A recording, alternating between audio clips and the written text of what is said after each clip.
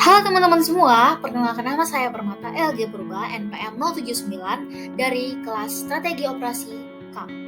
Di sini saya akan membahas tentang pentingnya strategi pengembangan produk dan layanan. Pengembangan produk. Pengembangan produk adalah strategi dan proses yang dilakukan oleh perusahaan dalam mengembangkan produk, memperbaiki produk lama, atau memperbaiki kegunaan produk ke segmen pasar yang ada dengan asumsi pelanggan menginginkan unsur-unsur baru mengenai produk. Nah, apa sih tujuan pengembangan produk? Tujuan pengembangan produk untuk memberikan nilai maksimal bagi konsumen, memenangkan persaingan perusahaan dengan memilih produk yang inovatif, produk yang dimodifikasi serta memiliki nilai yang tinggi baik dalam desain warna, ukuran, kemasan, merek, dan ciri-ciri lain. 3 strategi pengembangan produk. Yang pertama, strategi peningkatan kualitas. Di sini produsen dapat meningkatkan daya tahan produk atau dengan meningkatkan kehandalan dan kecepatan pelayanan terhadap konsumen. Yang kedua, strategi peningkatan keistimewaan.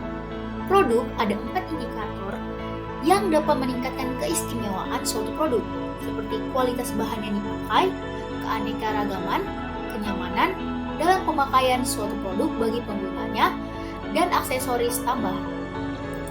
Dan yang ketiga, strategi peningkatan gaya produk.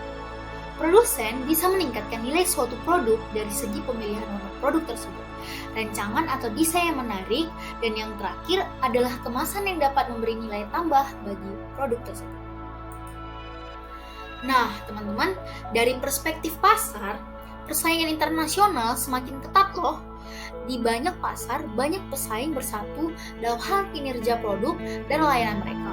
Bahkan, keunggulan kecil dalam spesifikasi produk dan layanan dapat berdampak besar pada daya saing.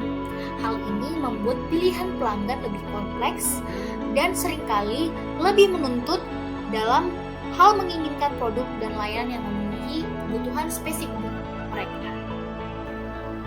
Selain itu, pasar menjadi lebih terfragmentasi, kecuali jika perusahaan memilih untuk mengikuti ceruk pasar yang relatif sempit. Mereka akan dihadapkan pada pengembangan produk dan layanan yang dapat disesuaikan dengan cara yang berbeda untuk pasar berbeda. Jika ini tidak cukup, siklus hidup produk dan layanan menjadi lebih pendek.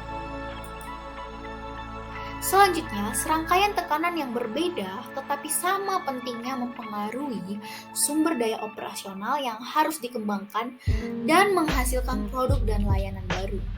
Mungkin yang paling penting, perubahan teknologi yang cepat telah mempengaruhi sebagian besar industri. Selanjutnya, kita masuk ke studi kasus. Saya di sini memakai perusahaan Xiaomi. Xiaomi Corporation mengungkapkan 2 strategi peningkatan penjualan ponsel pintar atau smartphone buatannya, terutama di Indonesia. Strategi yang dimaksud antara lain memacu penjualan smartphone dan artificial intelligence and Internet of Things, serta inovasi produk dengan harga yang terjangkau. Country Direction Xiaomi Indonesia, Alvinsa, menjelaskan strategi mendorong penjualan smartphone dan iOS telah dilakukan sejak kuartal pertama 2020 dengan hasil yang memuaskan. Lewat strategi ini, ia menyatakan perusahaan berhasil menavigasi penjualan di tengah pasar yang lesu. Berdasarkan data sepanjang kuartal pertama 2020, Xiaomi mencatatkan pertumbuhan pengiriman smartphone sebesar 9% menjadi 30 juta unit.